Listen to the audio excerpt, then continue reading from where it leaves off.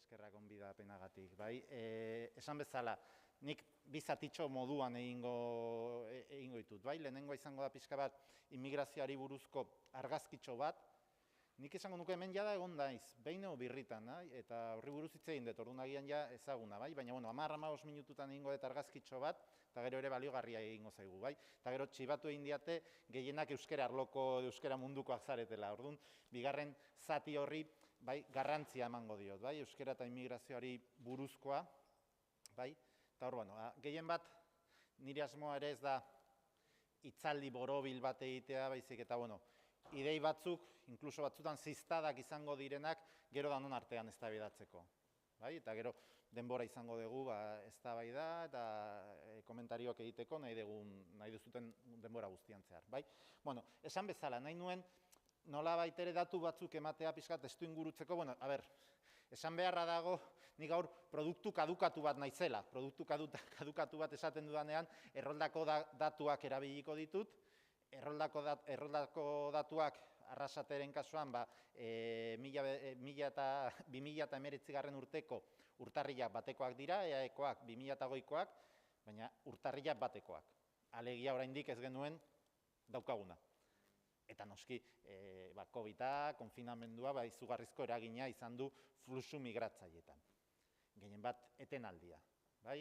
Dena den, ez dut uste, ideia baldin bada jun egin zaizkigu asko, ez dut uste hori hipotesi egokia denik, bai? Eta agian zuek ere, nolabait ere badituzue zeharkako aldagaiak hori neurtzeko, bai? Baina egia da, hau, COVID-a eman izan ez balitz, egoera eta datuak oso ezberdinak izango zirela. Ari ginen, eta ja egiten dizuet spoiler apur bat, lehenengo zati honi buruzkoa gutxienez, ari ginen izugarrizko igoera, azkeneko 3-4 urtetan etorkinen kopuru, izugarriak akotxen artean, baina bai, igoera nahiko nabarmena ikusiko dugun bezala ematen ari zan, eta normalena izango zan, COVID-a eman ez balitz, aurten ere, igoera hori mantentzea eta egonkor mantentzea.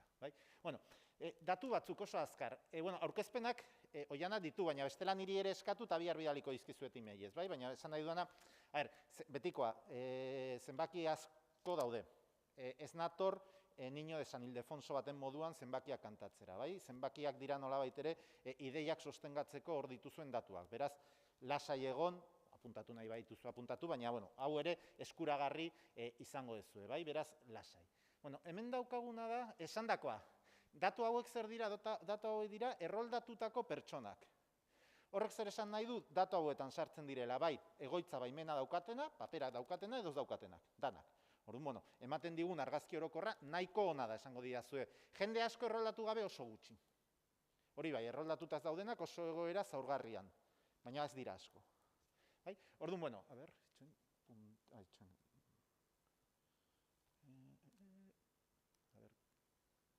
bai, funtzionatzen duela bai, baina punteroa nahi dut, erabili. Ez dakit. Hor, hemen dago, bale. Ari nintzen oso baju lasek, ari nintzen oso baju, a ber. Bale, hemen. Bueno, orain bai. Hor daukazute, EAen atzerritar jatorria, eta hau garrantzitsua da, lehen ari ginen komentatzen guirurok, emango dizkizuen datu gehienak dira atzerrian jaiotakoak. Bai, izan, hemen ari nintzala horri, ordenagailuari ematen eta ez gora ematen. Datu gehienak dira atzerrian jaiotakoak. Eta ez bakarrik atzerritarrak direnak. Saiatuko naiz azaltzen modu azkar batean. Zer da daukaguna? Normalean etorkin bat etortzen denean, atzerritar nazionalitatea da, dauka. Eta erroldan, atzerritarra bezala gertzen da. Zer gertatzen da? Denboraren poderioz, Espainiar nazionalitatea lortzen duela.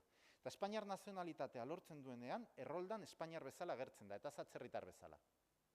Horrek esan nahi du? Esan nahi duena da, ona ekarriko banu bakarrik atzerritarra zeintzuk diren, jende asko, atzerrian jaiotako jende asko, kanpoan utziko nuke. Erroldan Espainiar bezala gertzen zaizkidalako, eta ez atzerritar bezala. Hori saiesteko edo gutxienez kontrolatzeko zer egiten dugu? Hemen erabiltzen dugun aldagaia da, zeintzuk jaio diren atzerrian. Eta horrela hor hartzen ditugu. Atzerritarrak direnak, Espainiarrak direna edo nazionalitate bikoitza daukatenak. Ulertzen da? Beste lasai dazu, batzutan, eta nik oso azkar nijoa. Esango duzu, baina adibidez hemen sartzen duzu anasagasti bat. Bai, anasagasti bat sartzen dut. Baina anasagasti gutxiago ditugu, nolabait ere atzerritik etorri diren etorkinak baino. Orduan, datu, betikoa, zifren helburua ez da datu zehatza ematea, hau da ez da 7,5. Bai? Hemen nahi deguna da arden eta argazki zehatzena, baina badakigu beti ezinezkoa dela erabateko zehaztasuna. Orduan, esan bezala, datu hau erabiltzen dugu. Bai? Zenbat jaio diren atzerrian. 10,9 zan 2020 urteko urtarrila baterako. Gauzak normal jun izan ezkero, seguraski gaur egun egongo ginateke 11,4, 11,5. Bai? Eta hau 260 inguru. Baina, datua da hori, 241.000 pertsona dauzkagula atzerrian jaiotakoak. Hau da EAeko populazio guztia. Ehuneko hauek begiratzen baduzue konturatuko zarete, EAen ez dagoela etorkinen ehuneko oso handia. Beste hainbat erkidegoekin konparatuta, eta hau garrantzitsua da. Batzutan entzuten da, ez da? Eta jendeak askotanik batzutan egin dut txantxa, grafiko hau erakutsi gabe, zuei bota, ze ehunekoa dago EAen? Eta batzuk, 25, eta zergatik? Hemen diru laguntza osonak daude, langabezi tasa beste erkidegoetan, baina askoz ere txikiagoa, orduan etorkinak hona etorriko dira, ez. Ez dira hona etortzen zergatik, gure lan egitura eta sektore ekonomikoengatik. Etorkinek nagusiki lan egiten dute nekazaritzan, lan egiten dute hosteleritzan, turismoan, eta lan egiten dute eraikuntzan. Eta hemen sektore horiek ez dute garrantzirik. Hemen adibidez, are gehiago hemen egonda, industriak dauka garrantzia, eta industrian etorkinek askoz ere aukera gutxiago izaten dute. Azkar jungo naiz, eta gero galderari baldin badago, ze bestela jan egingo dut denbora. Eta hemen dituzue datuak, ehuneko horiek arrasate ere sartuta. 2019koak dira, ze arrasateren kasuan oraindik aninek ez ditu 2008koak ematen, baina ikusten duzuen modua, zuen atzerritar jatorria dutenen kopurua ez da oso handia, bataz bestearekin bat egiten du, EAeko datuekin bat egiten du, Gipuzkoakoekin ere, Bizkaia ikusten zute pizkat gutxiago, Araba gehiago, eta Espainiaren kasuan 114. Baina ez duzu zuek esanguratsuki, kopuru aldetik, ez daukazu EA beste ezberdintasunik EA eren bataz bestekoarekin. Eta hemen ikusi esaten nizuena. Hemen. 7% da atzerritar nazionalitatea daukatenak. Eta 10,1 dira atzerrian jaiotakoak. Zati hau, tartetxo hau, 3 hori, 3,1, izan daitezke gutxi gora bera, ja nazionalitate bikoitza lortu dutenak. Eta hor nagusiki latinoamerikarrak ditugu. Lehen ere aipatu egiten genuen. Latinoamerikarrek Espainiar nazionalitatea eskatu dezakete, egoitza baimena eta 2 urte eta gero. Egoitza baimena lortu eta 2 urte eta gero. Marokoarrek adibidez 10 urte itxin behar dute. Eta ez hori bakarrik. Marokoarrek aukeratu behar dute edo bat edo bestea, edo Marokoarra izan edo Espainiarra izan, eta Latinoamerikarrek bikoitza mantentzen dute. Orduan, hemen nagusiki Latinoamerikarrak ditugu. Hori, gaur ez dizuet ekarri denborarik ez daukagulako, baina beste hainbat grafikoetan ere ikusi egiten da. Eta hemen, pizka bat hori, honekin jarraitzeko, eta lortzen badet, nik ez, hemen dago. Hau, 162.000 pertsona dira atzerrian jaio eta nazionalitate atzerritarra daukatenak. Ulertzen da? Atzerrian jaio eta nazionalitate espainiarra daukatenak. Hauek gutxi gora bera izango lirateke etorkinak, kanpotik etorri direnak. Nazionalitate bat edo bestea. Baina, gehiago konplikatzeko ikusten duzuen bezala, badaukagu beste kategoria bat, eta hau ere garrantzitsua da. Hemen jaio direnak eta atzerritarrak direnak.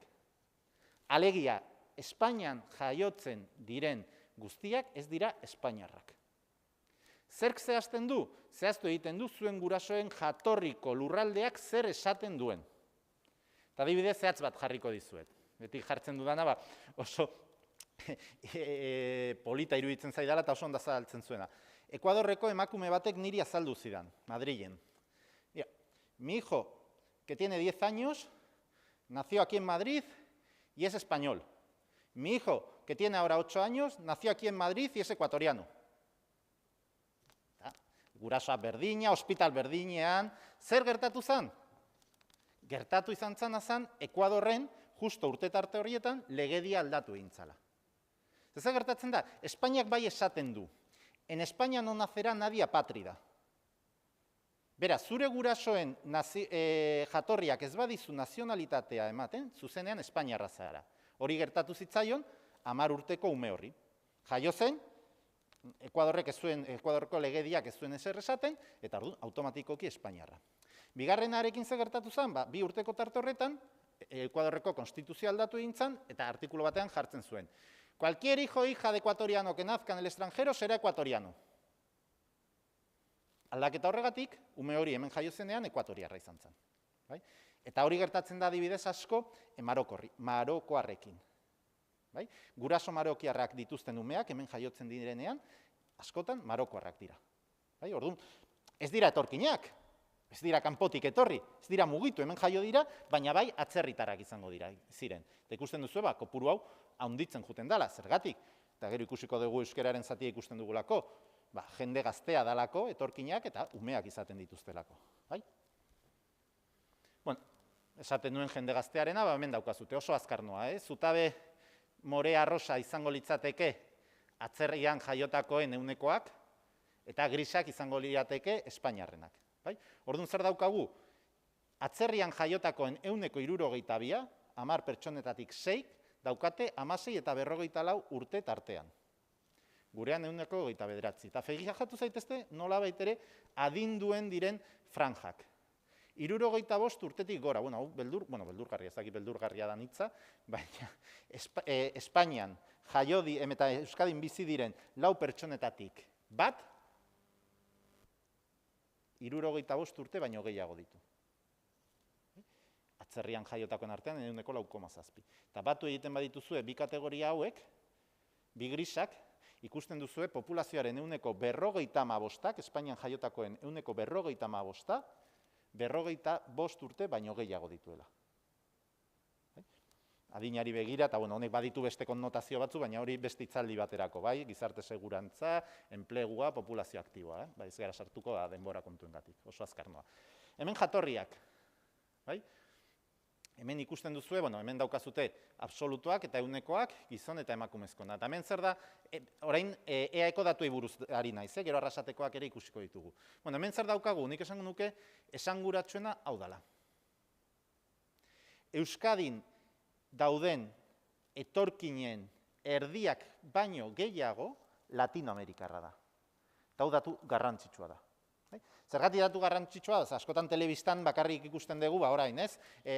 Subsahariarrak Irunen muga pasatzen, zeharkatzen.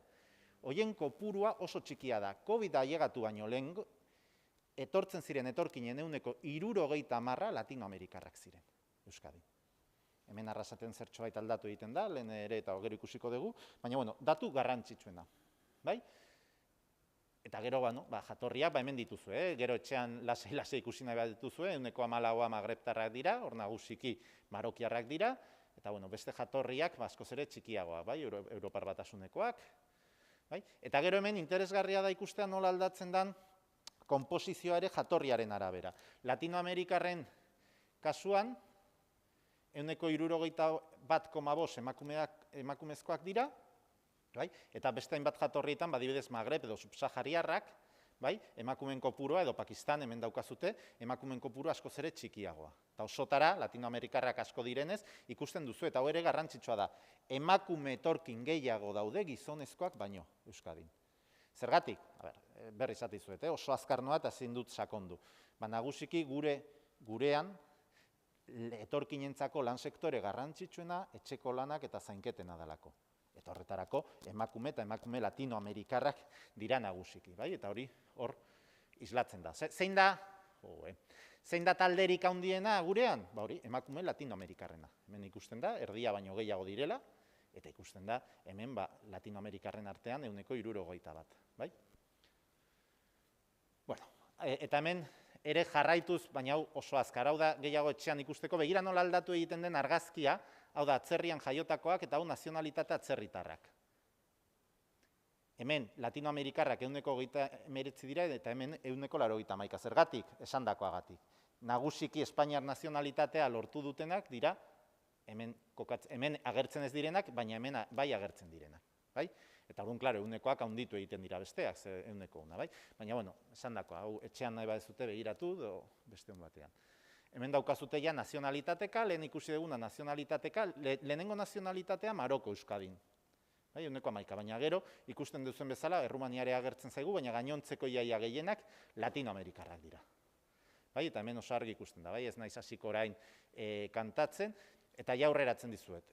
Euskadin, Pakistan 17garrenak, eta zuenean urrengo diapositiban ikusiko dezuten bezala, Pakistandarren kopurua desente altuagoa da. Edo, bueno, ranking, absolutuetan, baina bai, ehunekotan eta rankingean, bai. Hemen daukazute arrasateko kopuruak, askoz ere txikiagoak, baina Kolombia da izango litzateke lehenengoa, Maroko jarraitzen dio, baina gero begira Pakistan. Hau ez da ohikoa. Ez da ohikoa Euskadi osoan, baina nahiko ohikoa da Gipuzkoako hainbat herrietan. Ordizian Pakistandarren pisu handia da, Azkoitian ere, badaude hainbat herrietan hemen Gipuzkoan kopuru handiagoa direna. Baina gero ja ikusten zuen, Honduras, Bolivia, Portugal, Dominikar Errepublika, Algeria. Hau, lehen galdetu egiten nien oian arita, imaginatzen dut saharawiarrak izango zirela, hau da harreman diplomatiko gabeko herrialdeak, arraro egiten zai kategoria honekin agertzea, ze normalean agertzen dira apatrida bezala edo Algerial pasaportearekin, bai, hemen ere batzuk, sahariar batzuk egongo dira, baina bueno, ikus dezakezue, bai, zeintzuk diren jatorri ezberdinak eta pisuak, bai. Eta bukatzeko, eta ikusi duzuenez, a toda velocidad. Hemen pixkat aldatu egiten dugu. Hau, ze datu da hau? Datu hau da, urte batetik bestera etorkinen kopurua nola aldatu egiten dan. Alegia, hemen jetxiera honetan ez du esan nahi Euskadin etorkin gutxiago zeudenik, baizik eta hazkundea txikitu egin dela. Baina urte honetatik honetara, 7.745 etorkin gehiago zeuden. Bakarrik izan ditugu etorkin gutxiago 2013 eta 2014 urtean. Bai? Orduan, nik beti berdina esaten dut, inoiz ez dut egiten, baina noizbaitean egin beharko dut, eta da, zuei gezurra esan. Nik izenburu hori kentzen badet goitik, eta esaten badizuet, oraingo diapositiban agertzen dana da Euskadiko barne produktu gordinaren bilakaera. Os la cuelo sí o sí. Begira, Espainia ba bien, begira hazkunde ekonomikoa, beti positiboa, krisiaren lehenengo inpaktoa, brotes verdes, krisiaren bigarren inpaktoa, eta krisitik atera. Hakezi? Bueno, hau da, etorkinen bilakaera. Zer esan nahi du? Etorkinen fluxuak erabat lotuta daudela konjuntura ekonomikora. Noiz etortzen dira? Gauzak ondo daudenean, eta esaten nizuen bezala. Zer geneukan krisiaren irteera eta begira zenolako hazkundeak, ia geunden momenturik hoberenean. COVID-aren izango ez bagenu, hemen kokatuko zen, 2021 urteko datua. Orduan oso argi ikusten da, eta argiago ikusten da jatorrika. Hau da, datu berdina, baina ikusten dezuten bezala, eremu ezberdinetatik. Zein da hobeto lotu egiten den jatorria konjuntura ekonomikora? Latinoamerika, fijatu zaitezte. Latinoamerika sufritu egiten du krisian, baina krisitik irtetzen garenean begira zen olako hazkundea. Eta aldiz, Europar Batasuna, nagusiki Errumaniarrak ere antzeko, baina askoz ere gutxiago, eta Magreb eta Asia ez dute, ikusten baduzue, mantentzen dute askoz ere bilakaera, esango nuke, erratikoa. Lotura, hainbesteko loturari gabe egoera ekonomikoarekin. Ulertzen da? Bestela esaidazue, bai? Eta inkluso, Magreb eta Asia pakistandarrak diren nagusiki, ikusten dugu krisi garaian gehiago etortzen direla, fijatu, eta gero gutxiago orain hasi dira pixka bat, baina krisi osteko egoera honean ez dira hainbeste etortzen. Bai? Orduan, hor, pauta ezberdinak ditugu. Bai? Eta hemen hori Latinoamerikarrena oso hori ikusten da. Eta orain bai, honekin bukatu egingo dut. Aber, datu honetan zer datgo? Nolabait ere datu honetan egiten duguna da neurtu irregulartasun tasa. Nola egiten dugu? Aber, ez daukagu datu zehatzi, baina egiten duguna da un poco a ojo de buen cubero.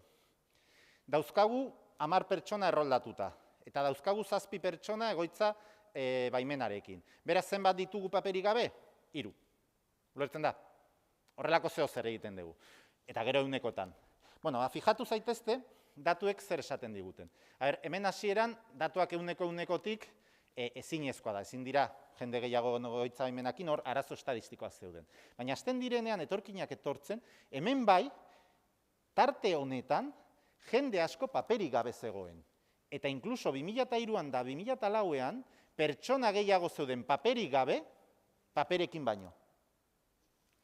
Hemen daukagu, eta oroituko zarete, Zapateroren ezoiko erregularizazioa. Urte batean, bazakit 1.000.000 pertsona edo 700.000 pertsona erregularizatu zen. Eta ikusten duzu zenolako igoera. Gero mantentzen da, hemen daukagu Errumaniarrak Europan batasunean sartzen direla.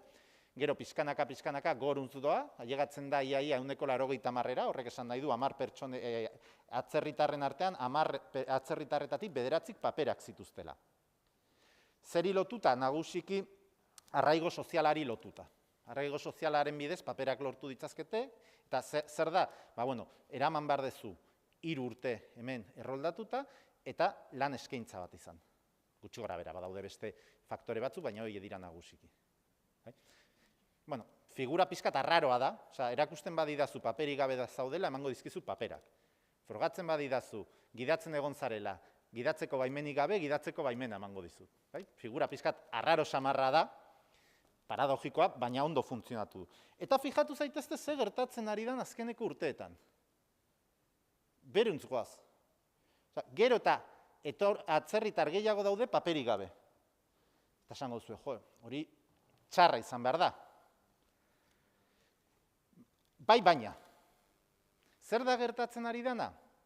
Zeharka, honek ere neurtzen du kojuntura ekonomikoa. Zergatik, etorkin gehienak lortzen dutelako paperak arraigoaren bidez. Orduan, noiz daude, noiz jaisten dira erregularitate tasak? Eta hemen, etorkin asko etortzen direnean. Etorkinen prozesua paperei begira da orokorrean. Ni ailegatzen naiz, turista bisadoarekin edo hasieratik irregular, egoten naiz 3 urte irregular eta gero lortzen dut.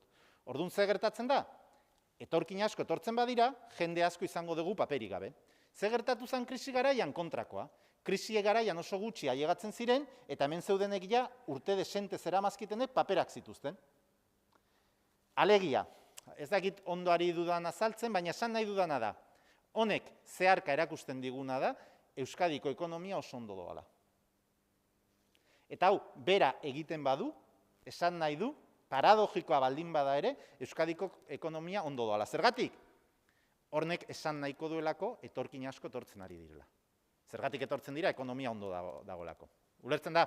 Ari naiz pizkator zurrunbiloan, bestela gero saiatuko naiz hobeta saltzen, bai? Orduan, hau nahi nuen pizka bat oso era modu azkarrean, argazki bat izateko, eta gero ere ulertzeko orain bigarren zatian ikusiko duguna, bai? Eta esan bezala, bigarren zatian bai, azaldu egingo dizuet, edo sartu egingo naizia euskeraren arloarekin.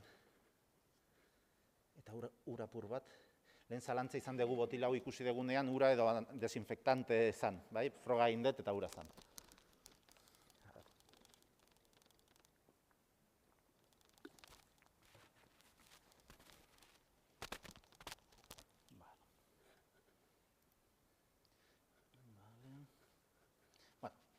Tamen, hor ikusten duzu izenburua, bai? Euskara eta immigrazioa, esango nuke, gehiegi oraindik ez dela landu, baina lantzen ari dela, ez? Pizkanaka, eta hor ikusten duzute, ja, hasieratik posizionatu egiten naiz, bai? Baikorra naiz. Bai, immigrazioa eta euskararen arteko loturan baikorra naiz. Gero zuek, eta eztabaidatuko dugu, edo komentatuko dugu, ez dakitain baikorrak izango zareten, edo ez, bai? Lehenik eta behin oso azkar emango dizkizuet hainbat datu iritziei buruz. Guk ikuspegin immigrazio behatokian urtero egiten dugu iritziei buruzko inkesta bat, eta hor galdetzen diren galderen artean badaude euskerari buruzko bi, ez? Etorkinak etortzea euskeraren garapen ahuldu egiten du, zer uste duzu, bai edo ez? Bueno, bagoazen ikustera datu hauek zer esaten diguten, bai? Hau da, ez? Esaldia eta ea ados, ez ados, kontra, euskararen garapena, osea, etorkinak etortzea, euskararen garapena geldiaraziko du. 20% ados dago, eta 71% kontra. Hemen esango didazue, baten batek esango dit, eta arrazoiarekin interesgarria izango zen ikustea herri euskaldunetan, datu hau da, eaeko bataz bestekoa.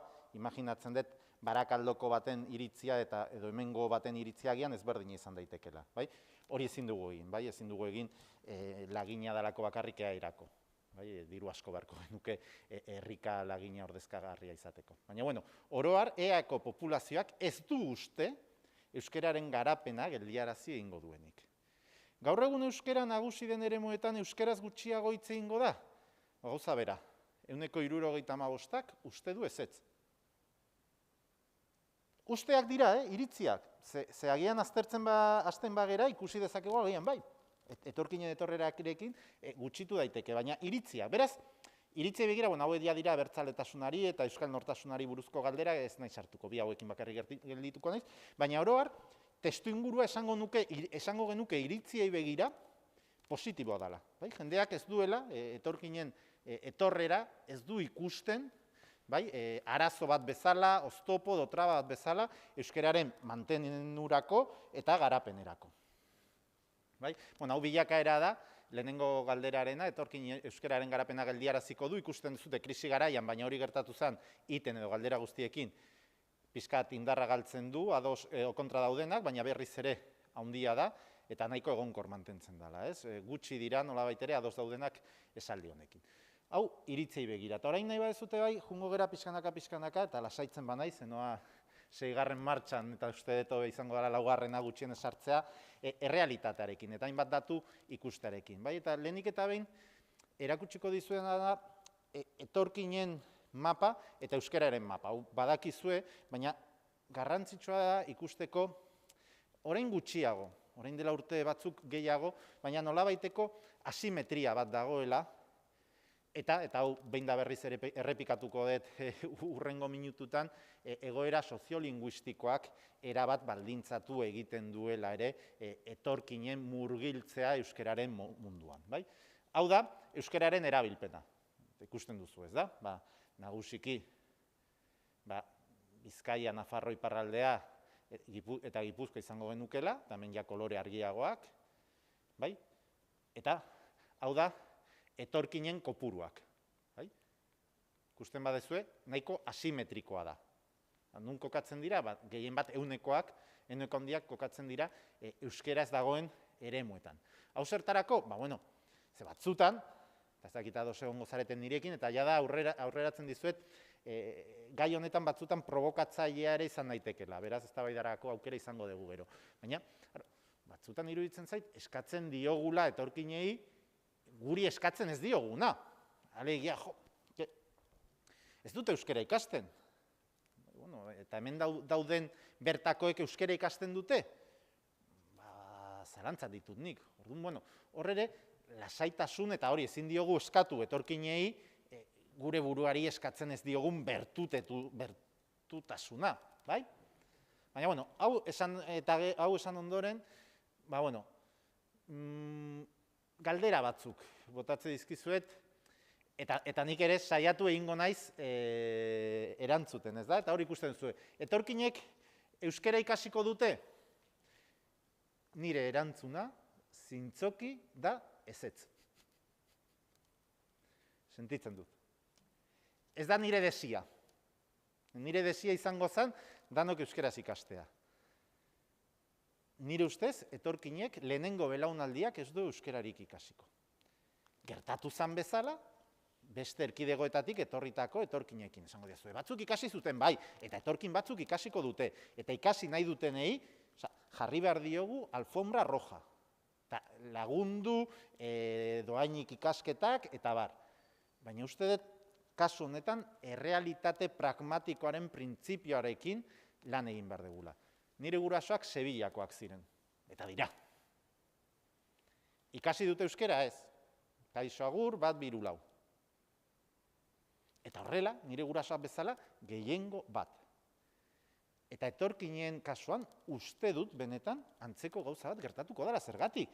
Lanean ordu pilo bat daudelako, eta esfortzua edo alegina egin behar badute, askoz ere pragmatikoagoa delako erdera ikastea. Zu erderarekin bizi zaitezke Euskadin, euskerarekin zaila daukazu. Eta ez ahaztu, ikusi dugu. Erdiak baino gehiago, gaztelania dakartza de serie. Orduan, horrek zertara garamatza, honek esan dakoa, aldatu daiteke herrien arabera, eta Arrasaten asko egingo da euskera, eta Irunen gutxiago. Baina oro har, hizkuntzaren bat ikasi behar dutenak, beti gaztelera ikasiko dute. Eta euskera, agian, seme-alabei eskolan laguntzeko, eta bar, baina ez oro har. Orduan, diagnostiko hau egin eta gero. Nik gastatuko nuke dirutza itzela alfabetizatze eta euskalduntze prozesuan etorkinentzako? Ez. Uste dut, pertsonalki, emaitzak oso urriak izango direla. Gehiago, egingo nukena, izango litzateke, guraso horiek oso argi edukitzea, euren seme-alabentzat, euskera ze garrantzitsua izango da. Kanpaina, sentsibilizazio kanpaina, nahi dezuten bezala. Eta, diru hori erabiliko nuke, seme-alabetan. Bigarren belaunaldietan. Zintzoki berriz ere esate dizuet, uste dut, migrazio prozesuetan lehenengo belaunaldia, kasu askotan, belaunaldi galdu bat dala kakotzen artean. Eta bigarren belaunaldian. Kokatu behar garela. Eta hor bai, uste dut, lan egin behar dugula. Aurreratzen jun naiz, orduan, baldin badaukagun testu ingurua da, gurasoek ez dakite, eta uste dugu ez dutela ikasiko, eta seme-alabek ikasi behar dute, argi dago nun kokatzen dan partiduaren eszenatokia edo partiduaren zelaia, eskolan. Argita garbi. Eskolaz gain beste eremu batzuk egon daitezkela. Eta orain ikusiko ditugu hainbat datu, A eredua, D eredua eta bar. Baina benetan, nire ustez gurasoekin egin behar dana da, hor jartzen dudan bezala, esatea.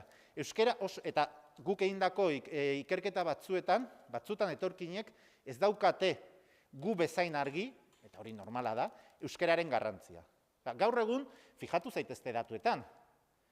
Inork ez ditu, inor ez bada, bazdakit, pertsona raroren bat, eta ez dut izenik esango, inork ez ditu bere seme-alabak A ereduan matrikulatzen. Zergatik? Argi daukagulako euskera gure hizkuntza dalako eta nahi dugulako garatu, baina, eta hemen ere, niri batzutan ezagunen batek edo lagun batek edo eztabaidan esaten diate, Gorka, baina hori ere esatea, horrek ere funtzionatzen du. Nik esaten da, euskera maite duzulako, edo ikasten duzulako, era pragmatiko eta utilitario batean, euskerarekin aukera izango dezula mailakatze sozialean postu hobeago bat lortzeko. Eta hori ere, etorkinei agian azaldu behar zaie. Klase bajukoak daukaten aukera impotente bat maila sozialean igotzeko, da euskera ikastea gurean. Zergatik? Besteak beste administrazio publikoan lan egin ahalko duzulako. Eta, klase bajukoentzat, goruntz egiteko faktore aukeretako bat da administrazio publikoa. Eta hemen daukazue lehenengo adibidea. Nik euskeraz jakingoz banu, ez nintzen hemen egongo, eta ez nintzateke izango EHUko irakaslea. Eta banaiz. Eta nire gurasoak, hori nire aitak lantegi batean egiten zuen, ni eskola publiko batekoa naiz, osea, naizena. Hori ere azpimarratuko nuke. Eta esan bezala, egindako ikerketa batzutan etorkinek hori ez daukate argi. Eta hor nik uste sentsibilizazioa. Lagun batek esaten zian, hori Gorka esatea oso gorra da. Zela bi. Askok ere horregatik ikasten dute euskera, eta ez etorkinak direlako. Honek ez du esan nahi, saiatu bargarenik ulertzen euskararen garrantzia, kulturaren garrantzia, gure kultura dala, nolabait ere gure identitatea garatzeko tresna, baina hori ere ez nuke alde batera utziko, eta horretarako karri dut Xabier Ayerdik behin egin zuen grafikito bat, kapital ekonomikoa, kultur kapitala bat zen, Bai? Eta ikusi eta nola bait euskararen gizarte geografikoa non jartzen dan. Euskara hartzen badegu ikusten dugu, euskararen erabilpena klase ertainen artean handiagoa dala. Bai? Nork hitz egiten du Bilbon euskaraz? Hemen izaten ditugun, edo Gasteizen. Horrelako perfilak dira. Bai? Herri euskaldunetan ezberdina. Nun kokatzen da immigrazioa? Hemen kokatzen da immigrazioa. Zer da lortu behar deguna? Lortu behar deguna da immigrazioaren seme-alabak hemen kokatzea. Eta honek zer esan nahi du ikasketa maila altuak eta horri lotuta egoera ekonomiko hobeagoa. Hemen daude hori, opusera edo kolegio ingleso alemandarrera juten direna, neguriko jendea. Hauei berdintzaile euskera. Zergatik berdintzaile euskera ari direlako Champions Leagueen jolasten. Horiek jungo dira Bruselasera edo Nueva Yorkera lan egitera, eta euskera berdintzaile edo Madrilera. Baina gure eremua hau denentzako eta etorkinak barne oso garrantzitsua da euskararen gizarte geografia honetan barneratzea, murgiltzea. Eta horretarako, esan bezala, eskola daukagu eta ikasketak ditugu. Bai? Hemen esate dizuet. Eskolan dago partida. Nire ustez argi dago. Eta horretarako ere, etorkinen seme-alabentzako, baina azken urteetan ere, euskalduntze prozesuan eskolan egonda jokaldia, ikusi orain datu batzuk. Gero sartu gaitezke matizetan, eta nahi bat zute eztabaidatan sartuko gera, baina fijatu zaitezte, zein zan, adinaren arabera euskararen bilakara zenbatek zekiten euskara 1981an eta 2016an. Zeintzuk ziren euskaraz gehien egiten zutena? Adinekoak. 1981an, 123. Bai? Eta gutxiago, hemen 120, baina begiratu gazteak ere, 125 bakarrik egiten zuen euskara. Fijatu datu hau 2016an. Bestiala da. Nortzuk ez dakite hauek, orain ja zaharkitu egin diren hauek. Eta nortzuk dakite? Eskola da B eta D ereduan jundirenak, edo jungarenok. Eta begiratu, hau da ezagutu, gero beste gauza bat, eta kalean egiten dute, eta nola egiten dute hori beste eztabaida bat. Baina nolabait ere erabiltzea eta ondo ulertzea, 16-24 urte bitarte horretan 171 daki. Eta hori lortu bada, eskolagatik lortu da. Eta batzutan, eska ez daki zer eskola, eskolan egin den apostua euskararen aldekoan, nire ustez, ikaragarria da, eta eredua da, hemen egin dana ez da munduan inon egin. Egoera diglosiko batean dagoen hizkuntza txiki, ia agoniko bat, edo ia agoniko batekin egin dana eta lortu dana, nire ustez ikaragarria da. Gero esan dezako, baina deno jakin beharko genuke, bai, deno jakin beharko genuke, baina errealitatea da errealitatea. Eta ni beti jartzen duan adibidea. Nire alabea txikiek, marrazki bizidunak ikusten dituztenean, 2 kate dituzte euskeraz eta 22 gazteleraz. Eta hori da realitatea. Eta hori diglosia deitzen zaio. Eta horrekin jokatu behar dugu. Ez, baina teorian danok euskeraz eta kitxo, bai. Baina realitatea da dana.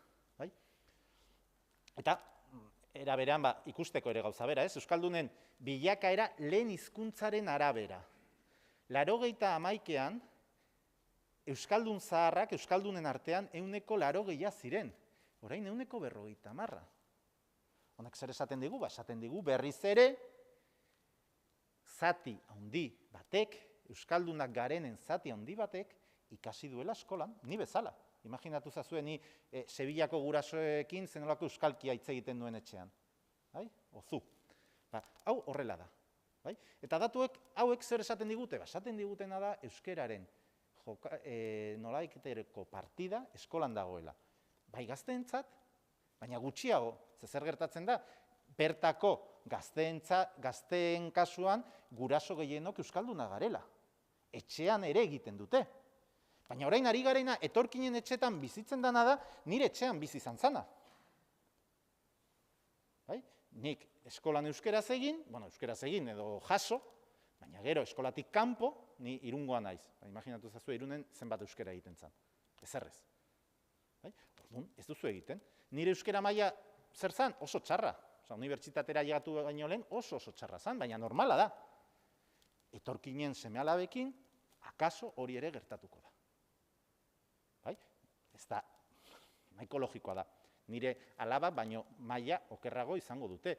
Nik nuen bezala, konparatzen banintzen, Euskaldunak ziren familia bateko umeekin. Hau ez da izan behar txar, eta gero komentatuko dugu, nire ustez. Ereduak, hemen daukazute A eredua urdinez, B eredua gorriz, eta D eredua berdez. Hauek dira bertakoak, hemen jaiotakoak, eta hauek dira hemen sartzen dira, kategoria honetan beste bi hauek ahaztu.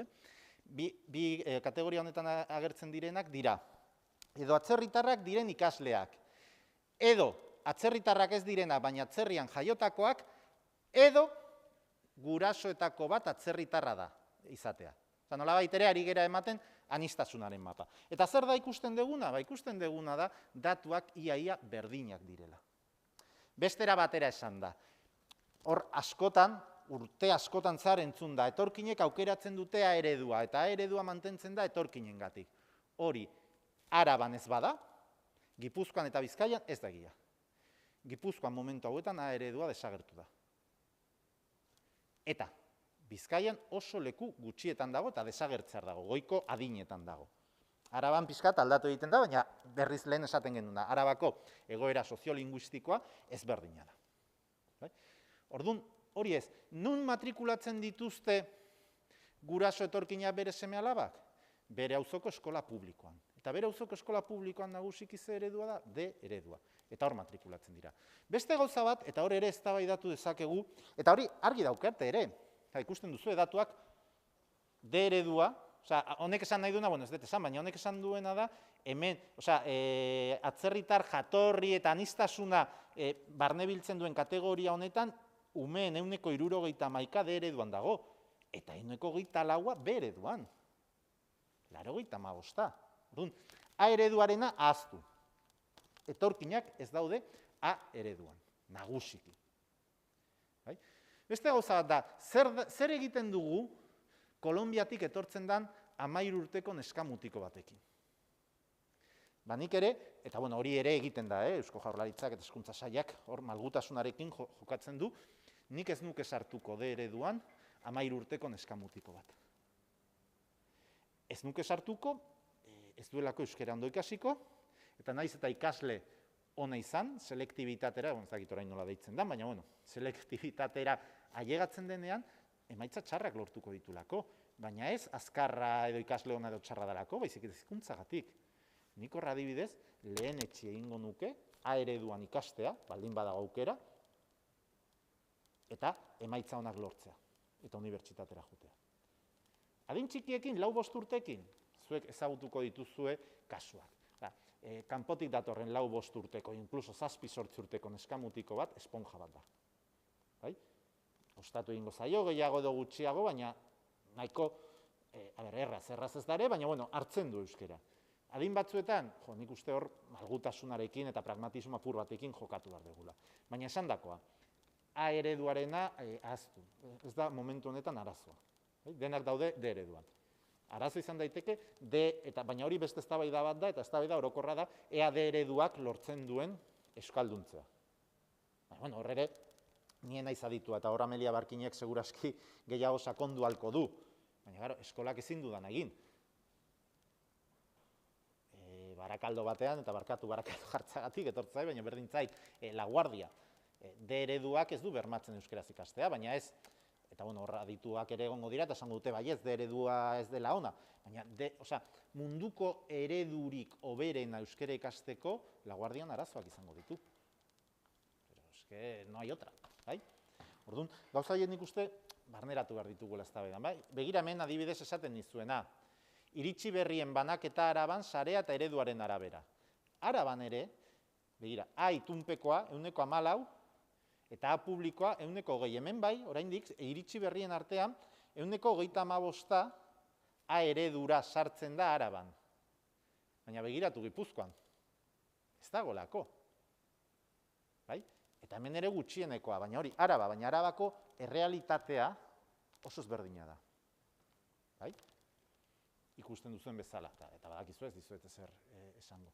Eta lehen esaten dizuena, fijatu zaitezte hemen, agertzen dana da, 10 atzerritarren jaiotzak 2019 urtean. Araban 26%, jaiotzen diren umeen 36%ak dauka ama atzerritarra Araban. EAEn 24,9.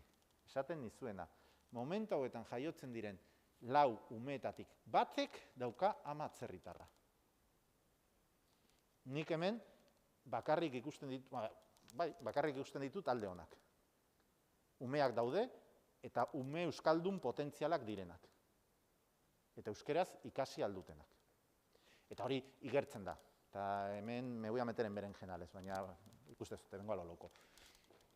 Ikastola kontzertatuen jarrera erabat aldatu da azkeneko 2 urteetan, etorkinen inguruan. Zergatik? Beraiek modu batean saltzen dute eta puntu batean agian egia izango da, baina honek azaltzen du. Natalitatea izugarri jaitsi egin da, klaseak itxiko dira eskola guztietan, eta hay que pillarlo todo. Hay que pillar todo. Todo da, hau. Kaladeroaren zati garrantzitsu bat da etorkinen seme-alabak. Eta klaseak mantendu nahi ditugu, hauen gana joan behar gera. Lehen ez zaizkigun gustatzen, baina orain gehiago gustatzen zaizkigu. Baina hori alde batera utzita esan bezala, hemen dago. Euskerak zer egin behar du? Euskerak behar duena da euskaldunak izan. Eta ezin duguna da, esan, Euskadin bizi den laurden baten zatia hortik utziko dugu. Hauek euskal mundura sartu behar ditugu. Eta, claro, hemen beste elementu bat agertzen zaigu ereduei lotuta, eta da klase soziala. Hemen, hurrengo diapositibetan, honetan eta hurrengo bietan, azalduko dizuena da ISEC. ISEC da el índice socioeconómico familiar. Zer da hori? Hori da ISEC, hezkuntza ebaluatzeko erakundea Eusko Jaurlaritzak egiten duen indize modukoa neurtzeko familien kapital kulturala eta kapital ekonomikoa. Zau, argi dago ez dizuete zer deskubrituko, oso garrantzitsua da adibidez emaitzetan. Ikerketa guztiek esaten digutena da, zu jaiotzen bazera ikasketak unibertsitarioak dituen familia batean, unibertsitatera llegatzeko 10 aldiz aukera gehiago dauzkazu, unibertsitate ikasketak ez dituen familia batean jaiotzen da ume bat baino. Hau ere kontuta hartu behar dugu. Jaiotzeak markatzen du. Orduan, zer da ikusten duguna? Hor daukazute indizea, lehenik eta behin, eredu linguistikoak ez dago erabat lotuta ISEC-ari. Nor da ISEC bajua daukatna, nortzuk dira nola baitere familia vulnerableenak? Apublikokoak, ikusten duzu ez da? -1,31. Baina begiratu zein dan altuena? Akonzertado. Zer da akonzertado? Lehen esan duguna. Oso gutxi dira. Ikasle kopuruari begira oso gutxi izango lirateke, baina akonzertado izango zan hori, Colegio Alemán, British no sé cuantos, horiek beste, baina hauek dira. Baina, hauek kentzen badegu, zer da ikusten duguna? Begira, hemen dago argita garbi eskalera perfecto bat hau kentzen badegu, baina hauek oso gutxi dira. A público, B público, D público, concertado, concertado. Zer da daukaguna? Daukaguna da hezkuntza sisteman mailakatze ekonomiko ikaragarria, estratifikazio sozioekonomiko ikaragarria. Eta hori ezin dugu ahaztu. Eta nun daude ISEC altuenak? Ikastola kontzertatuetan. Eskola erlijiosoetan, eskola erlijiosoek etorkin kopuru batzuk gutxienez, ez dakite realitatea hemen zin izango dan, baina batzuk etorkin kopuru asko dituzte. Gelak utxik zituztelako edo apostu sozial bat dagoelako edo biak nahasturik, horrez nahi sartzen, baina hori alde bat argi utzi behar dugu. Eta ari naizena esaten, ez da ezer berria. Nik batzutan egin dut nire herrian, jun, lauterdian, umeak atera behar direnean, eskola publikoko patiora ikusteko zein dan perfila, eta jun, ikastola kontzertatura ikusteko zein dan perfila. Eta kotxetan ikusten da, juten bazera publikora ze kotxe dauden, eta ze kotxe dauden kontzertatuan, eta arropetan ikusten da. Dakit, ari nintzenean hau esaten, etorri zait, ikusi zen duten ez dakit ezagutzen duzuela resistentzia. Badago Ponce izeneko bate ari dara egiten probintziei faltadak. Inork ez du ikusi? Atera zan Gipuzkoakoa. Bai? Esaten zuen, en Gipuzkoa son pijos, esaten zuen, los pijarraiz. Eta esaten zuen, ahí no van con quechua, van con North Face. Bueno, hori gertatzen da. Ez dut esaten, hemen batzuk izango zarete ikastola kontzertatukoak eta gian inkluso irakasleak, bai? Berdintzai. Baina oso nabaria da perfila. Oso ezberdina da. Osea, jungo dira mendiarroparekin, baina daramate 500 euro. Hori ez da gertatzen publikoan orokorrean. Nik beti txantxa bera egiten dut. Ikastola kontzertatu bateko jai batean udan, kriston beroa, eta emakume zahar bati eman zion lipotimia moduko bat. De repente, 6 mediku eta 7 erizain. Txantxeta esaten du, hau publikoan gertatu izan balitz, se nos muere. Ari naiz pizkatera basatian, ulertu idazue eta barkatu, bai? Baina badauka ere, erlazioa estratifikazio sozialarekin. Eta hori hemen oso argi ikusten da, eta hurrengo datuetan ere ikusten da. Hemen daukazute, baina 2017koa, hor zen 2015koa, hemen dago, izeka, hemen berdin ikusten duzue. A publikoa, B publikoa, A kontzertatua altuena, B kontzertatua eta D kontzertatua, eta hemen dagoena da eunekoak. Honek esan nahi du, A publikoan dauden familien 81%, izek bajua daukala. Ikaragarria da. Eta honek azaltzen digu gauza asko, aldentzen ari gara pizkat euskeratik, eta gehiago emaitzei lotuta, baina euskerari ere, zari gara ikusten. Eta fijatu datuak, bai? Eta hemen grafikoa izekarena, bai? Ikusten dugu, hori eskalera beti A kontzertatuak apurtzen du linealtasun perfektoa, baina mantendu egiten da.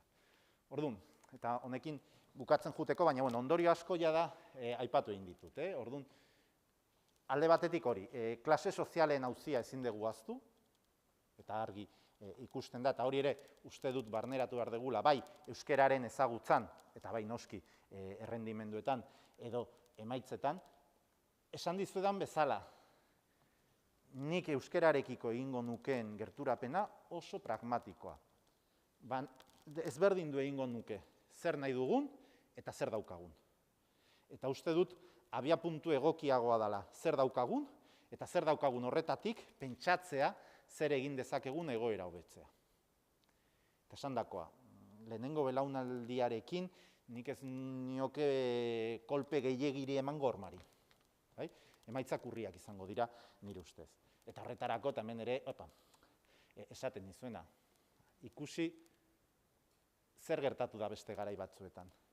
Eta lehen esaten zan, etortzen zirenak Extremaduratik, Extremadurakoengatik edo Andaluziakoengatik galduko da euskera. Galdu da euskera? Ez. Eta hau niri ere dagoki. Andaluziakoi esker eta Extremadurakoi esker, euskeraren egoera momentu hauetan askoz ere hobeagoa da. Askoz ere euskaldun gehiago ditugu. Lehen ez genituenak. Eta esan bezala, behar ditugu euskaldunak. Eta erabakitzen badute Zimbauen euskera ofiziala izatea, hobeto. Daukagun arazo handienetarikoa da oso gutxi garela. Adibidez, katalanarekin konparatuta. Eta honek ze oztopatzen du, oztopatzen du adibidez merkatu kultural propio bat. Osea, euskeraren merkatu kulturala dago erabat, behar du haizea, behar du oksigenoa denbora guztian. Egunkari bat euskeraz ez da mantentzen, ez badauka diru laguntzarik. Ez da normala liburuen 30% saltzea euskeraz 3 egunetan, edo zubia 4 egunekoa 4 egunekoa denean, Durangon. Gauza horiek erakusten dutena da, arazo bat daukagula. Lortu behar dugu ala nola kopurua zabaltzen. Eta horretarako lehen beste erkidegotatik etorkin horien seme-alabak ongietorriak izan ziren bezala, orain Kolonbiatik, Errumaniatik edo Marokotik datozenak ongietorriak dira. Batzuk esango dira zuen, baina nolabait ere lortu degunean ja euskalduntzen maila nahiko desentea, iaia guraso guztiek euskeraz dakite, berriz hasi behar gera aurrekoa, bai. Hori da, euskeraren errealitatea esan dudan bezala diglosikoa da, eta seguraski bizitza osoan mantentzeko gauden lekuan edo hobetzeko, egin beharko dugu korrontaren kontra denbora guztian. Eta esango zu, jo, eske nekagarria da, eta imaginatzen dezuek euskal munduan bazabiltzate, euskaldun gintzan, eta jo, esango zu, eske beti gaude berdin, beti ez dugu lortzen, nolabait ere ja egoera lasaia, nun beste gauza batzuetan pentsatu dezakegun, beti egon behar gera, benga ikasi, hauek ere ikasten duten, baina hori da daukagun errealitatea, ezin dugu ahaztu. Gaztelera daukagu hemen, frantsesa daukagu, inglesa daukagu, eta gu oso txikia gera. Orduan, lortu behar duguna da nolabait ere etorkinak euskerara ekartzea, eta horretarako eskolak bere biziko garrantzia izango du. Jo, eske euskeraren kalitatea gutxitu egingo da, bai, segurazki okerrago izango da. Zuk etxean ez baduzu euskeraz egiten, eta kalean lagunekin ez baduzu egiten, eta bakarrik eskolan, zure euskera maila bajua izango da. Baina hori eske ere konponketa zaila dauka. Konponketak izan ditzazke, uste egin daitekela postua. Baina onartu behar dugu, hein handi batean, etorkinen euskeraren maila ez dela izango gure seme-alaberena, baina berdin gertatu zen bezala. Zuen seme-alaben euskera maila eta nirea, ere etzan berdin izango. Nik ez nuelako praktikatzen etxean. Hemen, antzeko gauza bat. Zer nahiago dugu? Ibai txikia, estua eta abiadura handikoa eta indartsua, edo ibai zabala, ur askoz gehiagorekin, baina motelagoa. Ni bigarren aukerarekin gelditzen naiz. Eta gero poliki-poliki jungo gera indarra hartzen. Eta uste, irudia edo metafora ondo ulertzen dela. Orduan, nik ikusten ditut etorkinak eta etorkinen seme-alabak aukera bat bezala euskararentzat, eta ez arazo. Eta badakit lehen esan dudan bezala, ez? Honeri, batzutan gai hauei buruz bueltak ematen dizkiodanean etortzen zait Ulisesen Penelopea ezagutzen duzue. Hori, etortzen zirela, nahi zirela berarekin ezkondu eta esaten zuen. Bukatzen dudanean josten nagoena, eta egiten zuena josi egunean, eta gauean jositakoak kendu, horrela inoiz ez bukatzeko. Agian, nik ez zainbeste, baina euskal munduan zabiltzatenok horrelako sentsazioa Peneloperen sindrome hori izango duzu, ez? Denbora guztian, egunean egiten deguna, berriz ere, gauean desegin eta horrela ibili behar gera. Badaki zaila dela, baina nire ustez hor ez dago ere askoz gehiago hobetzeko. Eta esaten duen, eskolan dago partida, joaneko partida eskolan dago. Erronka, eta hor ere uste dut, eta ikasi dugu beste garaietatik, egin behar duguna da, joaneko partida eskolan baldin badago, agian oraindik ez, baina laister, bigarren partida egongo da kalean. Eta lortu behar duguna da, ume horiek eskolan ikasten duten adibidez, udan ez galtzea. Ezin dana gertatu, eta gertatzen da, eta lehen ere gertatzen zan, 7-8 hilabetez zu eskolan euskeraz jasotzea, eta udan 3 hilabete euskerari buruz ezer ez jakitea. Eta hor, ekintzak, eta zuek, ni baino asko zere adituagoak izango zarete horretan, ekintzak egon behar dira. Edo, eskolaz kanpoko ekimenetan, nik badakit adibidez hori, Azkoitiko udaletxeak bazeukala programa bat, jantoki orduan, ekintzak euskeraz egiteko, jolasak, kirolak, eta gehien bat pentsatuta zegoen hori etorkinen seme-alabentzako. Horrelako gauzak, eta kalean, lortu behar duguna, baina hau ez da etorkinen seme-alabentzako bakarrik, hau guztientzat da. Lortu behar duguna da igaroaldi hori. Zertarako, hor sortu daitekeen gap edo apurketa hori, denbora guztian euskeraz ari diren eta euskeraz ari ez direnen artean gutxitzeko. Beti egongo da, eta hori argi dago, baina saiatzen gutxitzea. Eta esan bezala, eta honekin bukatu egingo dut. Benetan esate dizuet, ni hein handi batean nahiko baikor naiz. Aukera ikusten dut, ez arazo, arazo batzuk egon daitezke, euskera agian gehiago entzuten dugu, etorkin asko dauden eremuetan, baina era berean etorkinen seme-alaba horiek ari dira euskeraz egiten. Eta horrek ematen digun aukera da, euskaldun kopuruen edo euskaldunen tamaina handitzea. Eta beste garai batzuetan lortu dan bezala, nik esango nuke ere orain lortu daitekela. Beste erkidegoetatik etorritako seme-alaba askok euskeraz egin dugun bezala eta egiten dugun bezala, eta ni agian naiz, nik ja baditut nire urteak, nire belaunaldikoek agian ez duten ni bezain ondo hitz egiten euskeraz, horrelako nire jatorria, baina moldatzen dira, eta gai dira euren seme-alabekin euskeraz egiteko. hori seguraski ere gertatuko da etorkinen seme-alabekin. Eta nik uste behin ikusita, edo lekzioak ere ikusita arestian, orain ere hartu ditzazkegula. Eta bueno, honekin ondo iruditzen bazaizue utzi egingo nuke, eta esan bezala badaukagu, nik aurrez daukat presari, baina nahiko goiz hasi gara, hasi kezuek presarik ez baduzue, nahi duzuen arte gelditzen naiz hitz egin dezakegu. Imaginatzen nahi, badakit, botatako baieztapen batzuk agian gogorregiak, mingarriak ere batzutan izan daitezkela, baina horretarako nator ere, pixkat abisperoa mugitzera eta zuekin eztabaidatzera eta zuekin ere eta zuengandik ikasteko, ez zuek hezkuntzarlokoak baldin bazeraten, ni baino gehiago dakizu hezkuntza esaten dudanean, hori umeekin lan egiten baduzue, edo euskaldungintzan lan egiten baduzue, seguru nago ni baino gehiago dakizuela eta errealitatea ere badaukazuela, bai? Así que ondo iruditzen bazaizuen, ni orain isildu egingo naiz eta entzun egingo zaituztet, animatzen bazerate.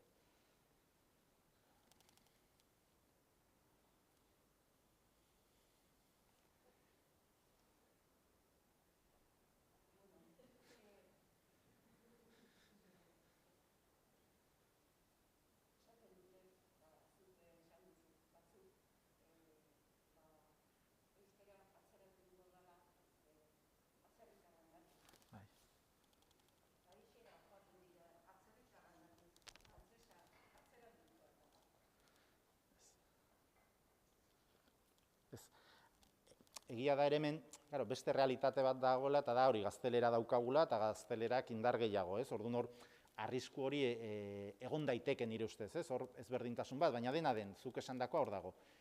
Hemen arrasaten euskeraz egiten baduzue, etorkinak etortzeak ez du arriskuan jarriko euskeraren garapena.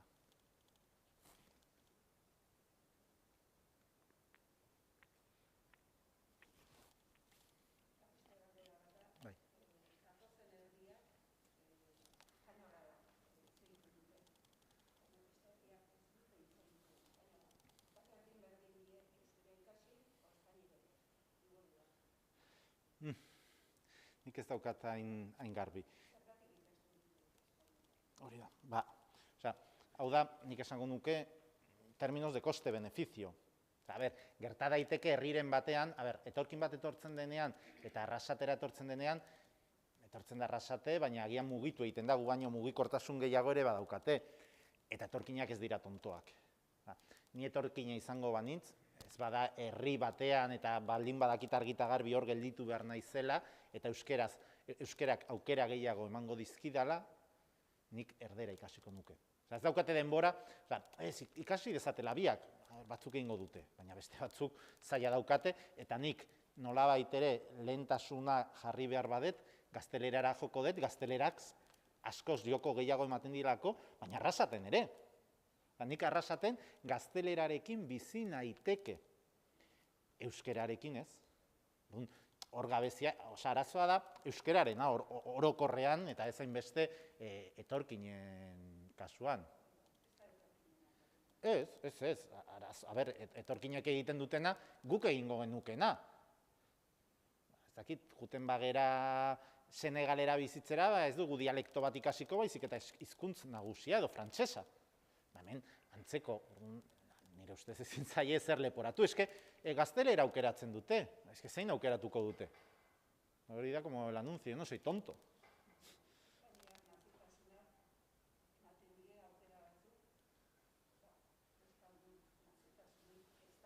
Bai, eta beraiek, normalean, etorkin bat bere lurraldetik etortzen denean, etortzen da Espainiara. Ez da etortzen Euskal Herrira.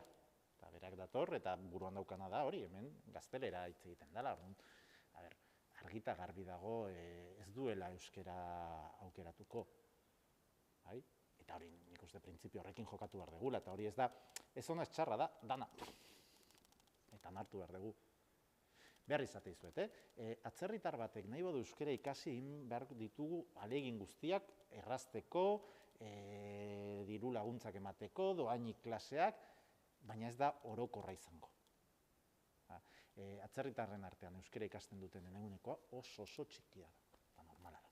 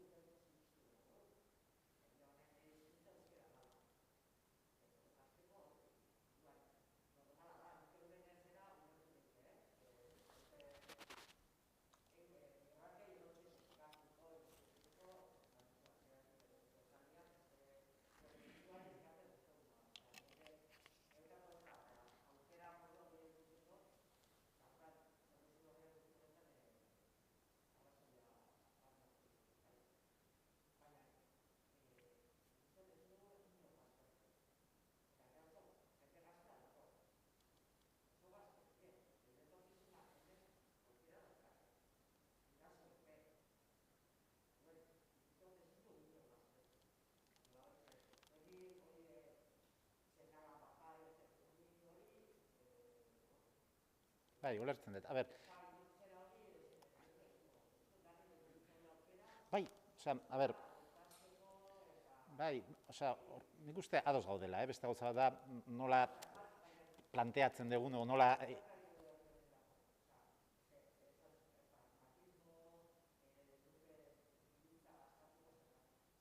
ber, era provokatzailean nik, a ber, esan nahi dudana, bai, esango nukena, osea, zenbatek nire gurasoen belaunaldiko zenbatek ikasi dute arrasaten euskeraz. Esango nuke gutxi. Aukerak guztiak ez, eta esan dut, osea, norbaitek euskeraz ikasi nahi badu, osea, le hacemos la ola, eta lagundu behar zaio, 100 ez, 200 baina gutxi izango dira.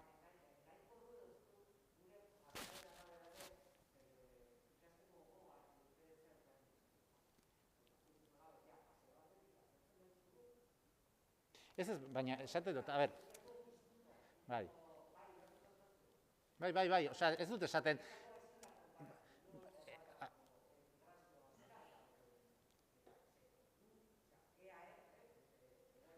oso ezberdina da.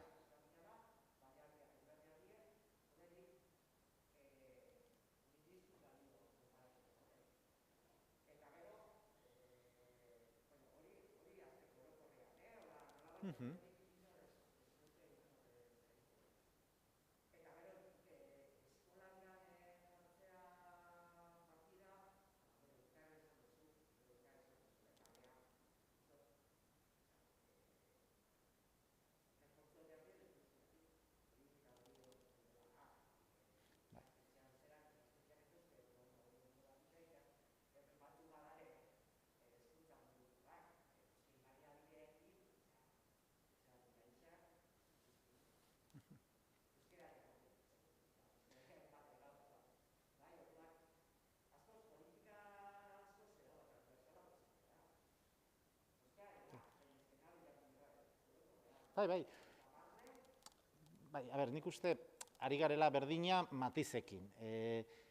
Kalea, bai, baina argi izan behar dugu hori etorkinentzat hizkuntza ikasteko eremu behikular zentrala eskola izango dela.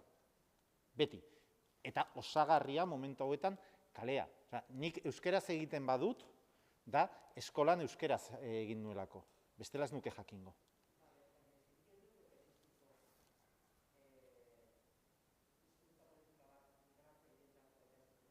Ez, baina hori...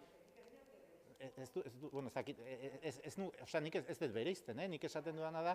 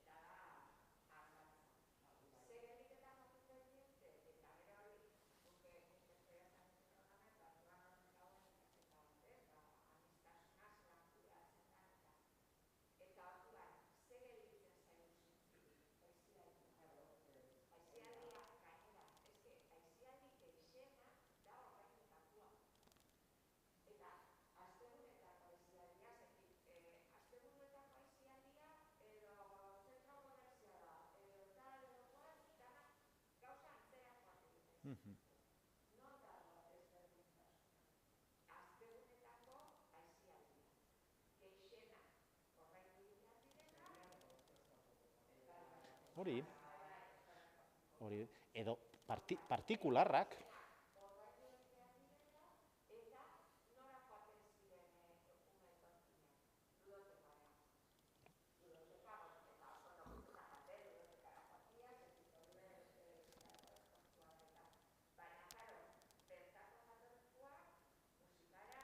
inglesa,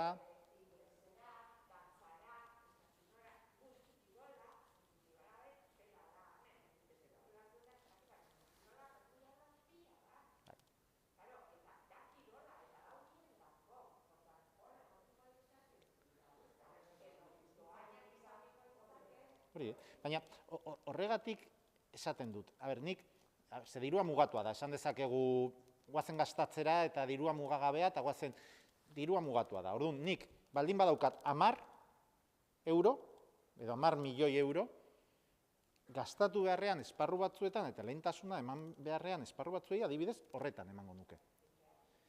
Partikularrak. Osea, nik nire alabei lagundu egiten diet etxeko lanak egiten. Etorkinen gurasoek agian ezin dute, eta ezin dute hemengo gazte bat kontratatu euskeraz egiteko partikularrak. Hor dago. Osea, hori osagarria da, baina oso garrantzitsua da, edo hori esandakoa.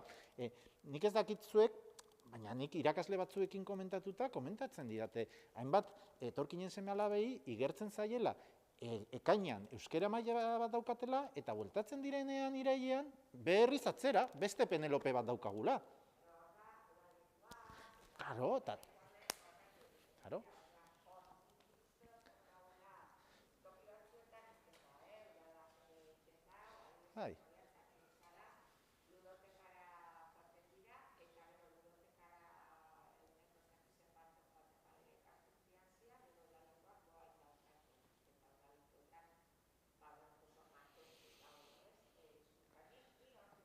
Bai. Bai, nik...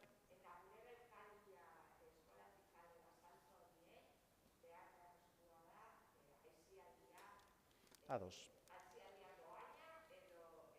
Bai.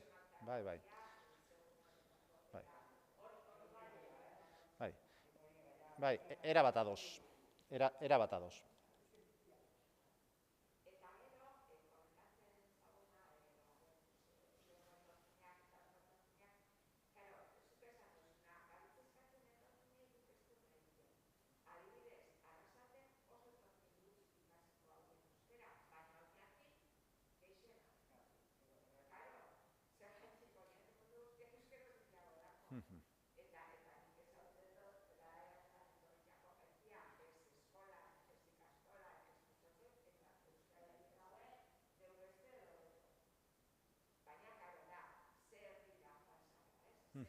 Bai, hori hasieran mapan, egoera soziolinguistikoak, baina hori etorkinentzat edo ez etorkinentzat. Oñatin jaiotakoa edo Arrasaten jaiotako ume bat A-eredura junda ere euskeraz ikasiko du. Eta Barakaldon jaiotako bat D-ereduarekin ez du ikasiko.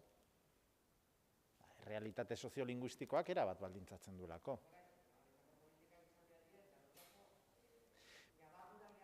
Bai, nabardura horiek, baina, politikek, ezin dugu pentsatu, daukagun errealitatea eta genuen errealitatea aldatu daitekenik, ojala, baina 10 urtetan ez da aldatzen. Eta ez nator egitera propaganda, baina egin den alegina hezkuntza arloan gastatu diren milioiak euskaldun prozesuan ikaragarria da. Inun ez da egin, gehiago egin daitekeela, eta erditxepel. Begiratuta, munduan ez dago hau bezalako esperientziarik. Lortu da tortillari, euskeraren tortillari buelta ematea ikusi dugu datuetan. Lehen nortzuk hitz egiten zuten adinekoak. Horrek zer esan nahi du, adinekoek hitz egiten badute hizkuntza bat, esan nahi du hilko dela. Lortu dugu buelta ematea izugarrizko politika gastuarekin ere. Unibertsitatean ere. Katalunia, zuek juntzaitezte Kataluniak unibertsitatera, ez duzu inun topatuko hemen daukagun errealitatea, alegia gradu guztia bikoiztuta egotea euskeraz eta erderaz. Hori ez da inun ematen, Katalunian erderaz ematen dute, eta askotan inglesez, eta katalanez batzuk. Eta hori gastua da, hori da 2 irakasle. Esan dezakegu, gehiago egin daiteke, gehiago beti egin daiteke. Baina testu ingurututa, eta ikusita, Quebecen ere ez da egin inundik inora hemen egin den gastuta postua. Ikaragarria da, benetan, nire ustez, eta ez nator de publicidad del gobierno, baina iruditzen zait, egon dala. Gauza gehiago egin daitezkela, bai. Eta nik uste hor dago, orain erronka, nik uste argi daukaguna da, eskola muga batera llegatu da. Eskolarekin lortu dezakeguna, lortu dugu. Eta orain da, nola lortzen dugu kalea. Eta hori, teorian oso erraza da, baina ez da inerraza. Ez da inerraza, ze danok askotan erderara jotzen dugu. Eta nik ere erderaz hobeto hitz egiten dut. Ikusi dezue, txiste bat edo ironia bat egin behar dudanean, erderara jo behar dut. Nire ama hizkuntza dalako. Ez daukat gaitasunik euskeraz. sentimenduei buruz hitz egin behar dudanean gaztelerara jo behar dut. Eta hori hor dago. Eta nire realitatea da zati handi batena. Bai? Zati handi bat da esandakoa. Gaur egun euskeraz ikasten hitz egiten dugunon amaizkuntza gaztelera da. Hori erabat aldatu da, lehen etzan ez horrela. Horrek guztiak baldintzatu. Honekin ez dute zer justifikatu nahi, ez dute zer esan nahi, ze ondo gauden, eta ze txalo-txalo Eusko Jaurlaritzari. Hori ez dut esan nahi, baina esan nahi duana da, errealitate soziolinguistikoa zuek esaten zenutena. Arrasate Doñati ez dira berdin, eta horrek eragin bat dauka. Baina hori ez da ere bakarrik euskera politika da, errealitate soziolinguistikoa. Zenbat etorkin etorri diran, eta Barakaldo de Irun ez dira Durango edo Arrasate. Eta guzti hori nik uste sartu behar degula kokteleran emaitza on bat lortzeko. Koktel egoki eta razonablemente baikor bat lortzeko. Hori da nik planteatzen dudana.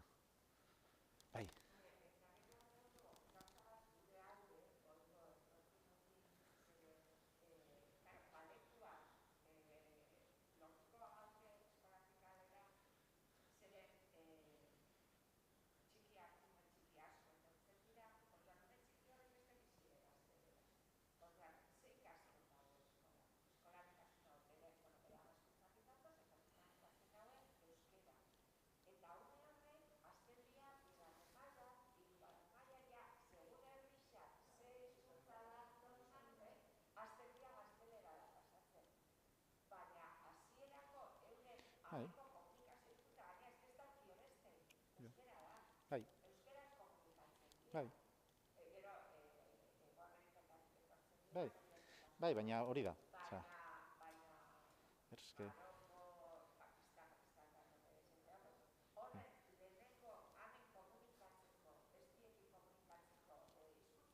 Hori da. Miratu.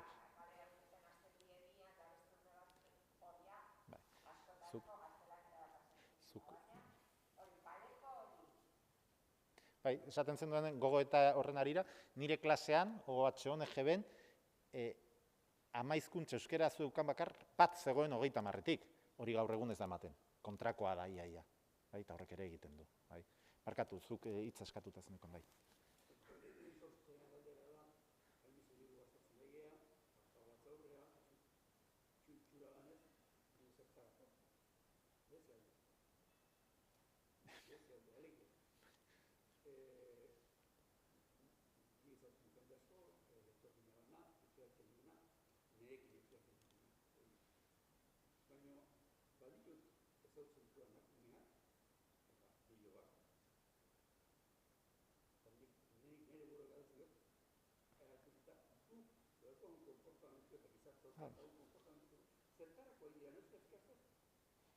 Bai, askotan.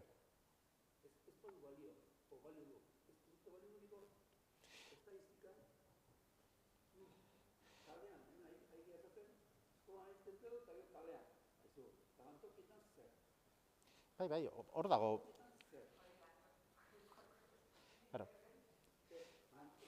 Zuk ezertua jarri dut unibertsitateana, bi irakasle daudela, segurasko bi beharko zidan, 1.000 diralako ikaslea.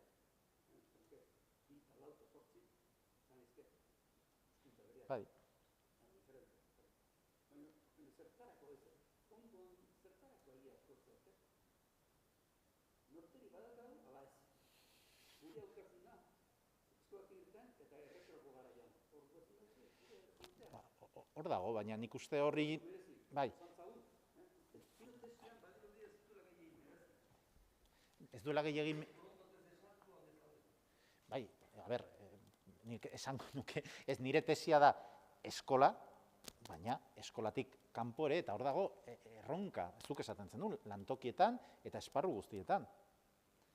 Baina hori, nire iritzia da, eta hor eztabaidatu dezakegu, ez da bakarrik dirua. Eta errealitate soziolinguistiko bat, eta hori oso zaila da. Orduan, gustatuko litzaiguke lantegi guztietan euskeraz egitea? Bai, baina askotan euskaldunon artean, eta zuk ere esaten zen duen, erderara jotzen dugu. Bai?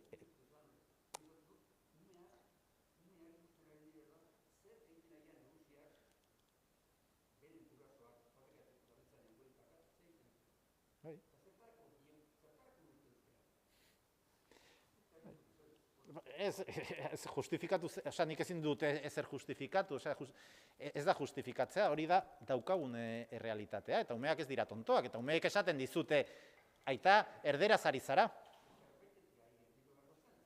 Bai, baina esango nuke, dirua ez dela, bai, esango nuke dirua de baldez dela gastatzen ari, oza, emaitzak hor daude. Nahi genituzkenak baino urriagoak edo mugatuagoak, bagian bai. Baina, orain dela 40 urteko errealitatea arrasateagian ezberdina da, baina beste esparrutan errealitatea eta gaur egungoa oso ezberdinak dira. Gaur, euskara entzuten da herri guztietan, lehen ezan entzuten.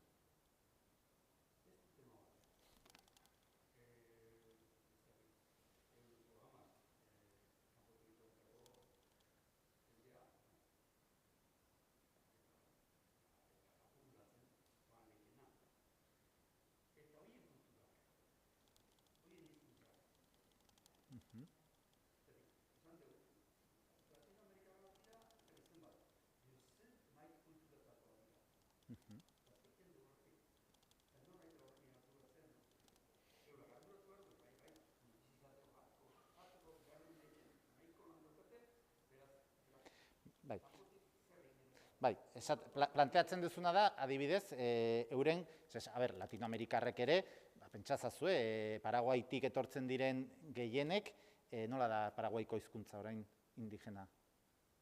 Orain ezait ateratzen. Aimara, ez dakit, baina askok dakite. Eta hor badaude kultura. Nik hor, edo esate subsahariarrak, ondo dago kulturaniztasuna eta sustatu behar da, eta euren kultura barneratu behar da, baina errealitate, beste eremuetako errealitateak esaten diguna da, borondatezko asimilazio edo ez borondatezkoa emango dela. Alegia, oso ondo dago eskolan lantzea, bakoitza bere hizkuntza, bere jatorriak, eta bar, baina horrek muga batzu ditu. Zakite neure burua azaltzen dudan, baina esan nahi dudana da, noraino, ez da, Senegaleko Wolof hizkuntza. Bultzatu dezakegu, landu dezakegu, baina muga batzuk izango ditu. Eta hemen dauzkagun hizkuntza euskara eta gaztelera dira. Ezin dira mespretxatu, argita garbi, eta hor, agian bilatu behar dela, da, Senegalgo jende askok frantsesa daki. Beste jatorrietatik datozen asko ingelesa dakite.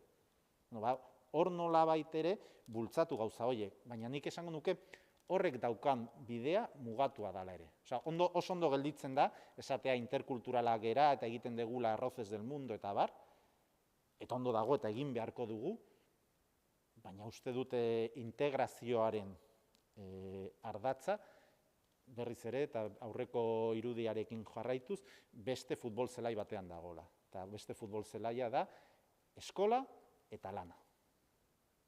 Ni zentzu horretan oso materialista naiz zentzu iaia marxianoetan, ez da? Etorkinak ez datoz kultura ezberdinak ezagutzera. Etorkinak datoz lan egitera. Claro, bai. Bai, eta bultzatu behar da ere. Baina ze hori askotan gertatzen da, zenbaitetan eta datu inkestetan ikusten. Zergatik ez duzuzuk zure kultura arloko bastakit janzkerak eramaten, ez dudalako nahi. Baina zergatik, ze hori oso polita da, aniztasuna. Zergatik, nik nahi dudalako eraman, zuk daramazkizun mendi bota horiek 200 eurokoak, eta ezin ditut eraman. Ez daukadalako dirurik. Orduan hor, orokorrean, lo siento, pero no me mola las sevillanas. Aquí, en confesión. Me tendrían que gustar nire gurasoak sevillakoak direlako? Pues agian bai, baina ez diate. Eta zer da, behartu egin nautela sevillanak gorroto edo ez gorroto ez? Eske, ni hemen jaio naiz. Eta hori, etorkinekin, eta ulertzen dut zuk zer esan nahi duzun, argita garbi. Ez ulertu nola baita esaten ari dudanik bigarren mailako direnik. Baina, azkenean, integrazio mekanismoak beste bide batzuetatik daude. Niri esaten badidazuen, ni zentzu horretan nahiko kulturalista gutxi naiz, eta nik argi dauka, niri galdetzen didatenean, eta barkatu, gero hitza emango dizut. dizut, zuk moztu esan, ez nahi zinor hemen itzan norbaiti emateko edo ez. Niri galdetzen diatenean, zer da integrazioa? Nik nahiko argi daukat. Lehenengo belaunaldiarentzat enplegu bat edukitzea, bigarren belaunaldiarentzat enplegu hobeago bat izatea hezkuntzaren bidez. Nire kasuan gertatu da. Eta kasu askotan gertatu da. Hori lortzen badugu, gauzak nahiko ondo junga daitezke. Hori ez bada lortzen, begiratu Pariseko banliak. Usteet borroka, arlo sozioekonomikoan, kakotzen artean, integrazioa arlo sozioekonomikoan jokatzen dela nagusiki. Bai? Baina hau eztabaidagarria da ere. Bai?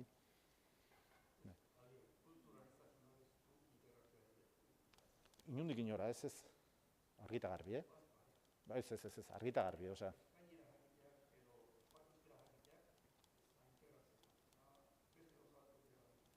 Bai. Eta ez dut esaten kulturaniztasuna ona ez denik, eta ni izango naiz lehena eta Arroces del Mundo pilo bat gustatzen zait, eta bizilagunak programa. Bai? Baina batzutan, eta hori da pixka bat azpimarratu nahi dudana, hori fokalizatzen dugu, ze ona garen, ze gonbidatu dugu gure bizilagun ez dakit nongoa egun bat bazkaltzera, eta egunkaritan oso ondo saltzen da programa, baina nire ustez nun dago jokaldia, ba RGIan, lan merkatuan, hor, ahí nos estamos jugando las habichuelas, bai?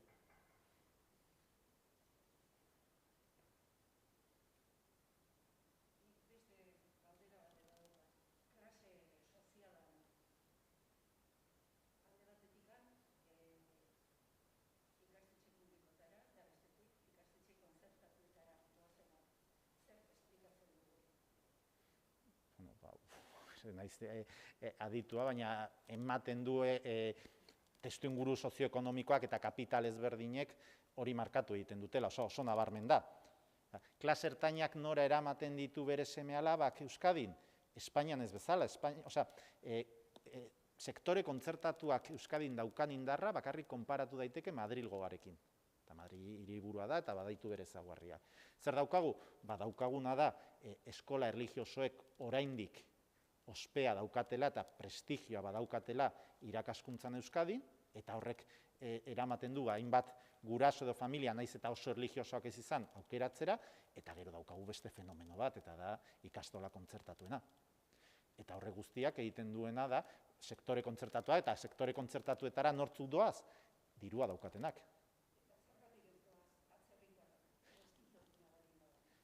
Dirurik ez daukatelako. Hori beste eztabaida bat da, beste meloi bat irekitzea.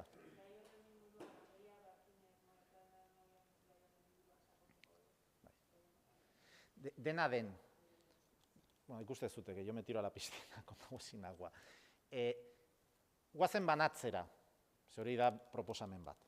Venga, tortzen diren etorkinak, konzertatu bat, bestera, hemen egiten dugu dana sakabanatu. Pues ez dakit.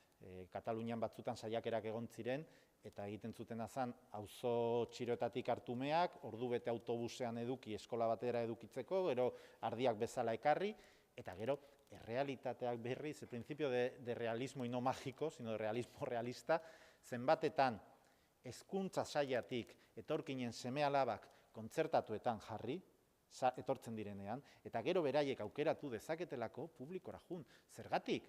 Berriz ere, alde batetik, diru kontuagatik, oso gogorra da denbora guztian nik frogatzea pobrea naizela, cuando me viene el talonario de lotería esatea ez dut nahi, eskiatzera juten direnean asteburuetan nik ezin dut, eta gero bigarrenik gustatu egiten zaigu antzekoekin egotea. Orduan etorkinei, ez zaie gustatzen ni jutea, ni baldin banaiz etorkinean, nire seme-alaba jutea 10 euroko txandal batekin, eta klaseko guztiak erametea North Face. Hori oso gogorra da. Baina, karo, hemen, ari gera estratifikazio sozioekonomikoari lotuta, hemen ja ez da eskola ez ezera, hemen ja nos vamos a la Suprema. Bai? Eta hor ja, zein dan konponbidea, nik ez diot ikusten, bai? Baina, argi dago, eskola banaketa erabat lotuta dago estratifikazio sozioekonomikoari. Baina jartzen dizuen adibidea. Begiratu, ikastola kontzertatua dira superguai, superiraultzaileak, supereskertiarrak, eta denek daukate una 3. Audi 3, kotxe bat, kotxe borla. Ari naiz beti ikusten zut, ari naiz eramaten estremora, bai? Ulertu idazue, baina ez hain estremora.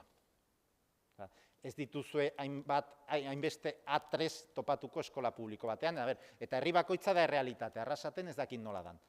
Ni Zornotzan bizi naiz, eta Zornotzaka da de manual. 2 eskola erlijioso, 2etan klase ertaina, bertakoa, ikastola kontzertatua, para los progress guys, eta eskola publikoa, etorkinak, eta bertako klase bajukoak, eta gero militanteren bat. Hori da dagoena. Oroar. Berriz ere, ari naiz orokortasunak botatzen. Erlijiosotan badago aniztasun gehiago. Badaude nik esandako erlijioso horiek, baina badaude ere implikaturikoak. Eta esango zute, hori, gelak usten ari zaizkio. Hori ere, baina badaude batzuk egin dutela nolabait ere sozialki eta konpromesu sozialagatik apostua etorkinak integratzeko. Eta orain arte ikastola kontzertatuek ez duten egin. Onzen txarrerako, eta ez dute hemen inor juzgatzen, ezer baloratzen. Orduan, klase sozialak asko egiten du. Eta horri aurre egitea oso zaila da. Eta batzutan saiatzen garenean, bekak ez dakiz zer, baina gero ikusten dugu. Gero eske juten dira publikora, eske normala da. Eske ni ere egoera horretan ez nuke nahi denbora guztian lotxa pasatzea. Eta oso jatorrak izango dira, eta ikastolako gurasoek, ez lasai guk lagunduko dugu, danok berdin, baina oso gogorra da. Eta azkenean esatezu, nahiago dut publikoan. Eta danok junten geha txandal berdinakin. Baina hori, ez dauka konponbide errazarik, Alegia, ni konzentrazioen gaiekin gauzak egin daitezke, ze egon dira akatsak eta egon dira akatsak, baina konzentrazioak ez ditugu ekidingo. Erabat. Eta konzentrazioak lehen ere ematen ziran, Ez ematen du etorkinekin gertatu da, ni naiz langile auzo batekoa eta publikoan ginen los mindungiz. Auzo batean bizi ginen erdigunetik urruti, eta pixka bat gehiago zirena juten ziren edo ikastolara edo erlijiosora. Hori ez da berria. Ematen du, hemen de repente dano hauzala Arkadia, dano gaudela hori, negurikoak nirekin, ez, hori lehen ere ematen zan. Orduan, ez dakit noraino, eta Ameliarekin sakondu, ez ote dugun kezka gehiegi da ordura gehiegi jartzen konzentrazioekin, eta alegia nun sartzen diren, eta ez hainbeste nola ateratzen diren. Uste dut, konzentrazio batzuk ekidin ezinak izango dira. Baldin badaukagu eskola bat konzentrazioekin, jarri ditzagun baliabide onenak, 18 urte dituztenean, dagoen tartea txikiago izateko. Eta ez, denbora guztian dago, nola banatu. Ematen du, banaketarekin ja magia egingo degula, eta dana konpondu. Jartzen baditugu etorkinak ikastoletan eta eskola erlijiosotan, arazoa konponduta. Egin degula, arazoa banatu. Baina uste, arazoa beste bat dela, sozioekonomikoa. Eta hori du, baliabidea, konzentrazioak egonda edo egon gabe. Baina, hori da. Ari naiz, sartzen donde no me toca.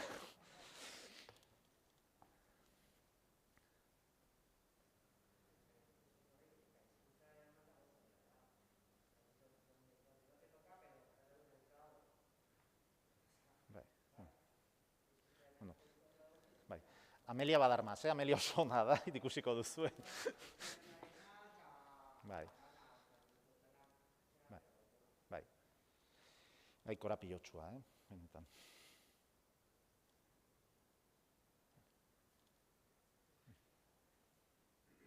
Listo? Mila esker. Eta esan dakoa, taulak nahi badituzue, doian ere eskatu, edo niri eman, nik hemen digoa daukat imeia. Mila esker, benetan.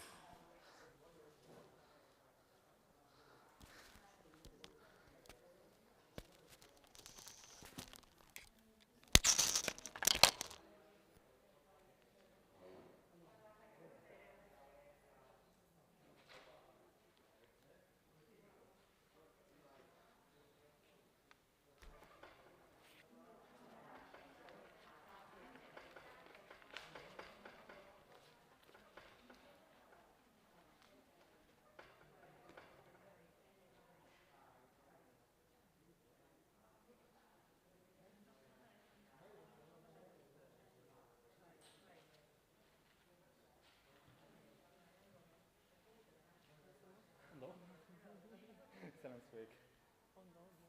habilidadea da, Bueno, bai, askotan, orain gutxiak ematen ditu, baina lehen zuzendari bezala askotan astean bat, bi erortzen ziren. Hemen ez dut, hemen uste beste bi izan egon zela. Eztabaida eta Bai, lotuta. hemen plaza bizela. Eta Bai. ni esan Juanito esan zuten olako eztabaida igual zegoela, eta nik esaten dut, nik ez dakit zer egon luken, porque ez dut ikusten bere horreiteko modura. Ez, ni me lanzo.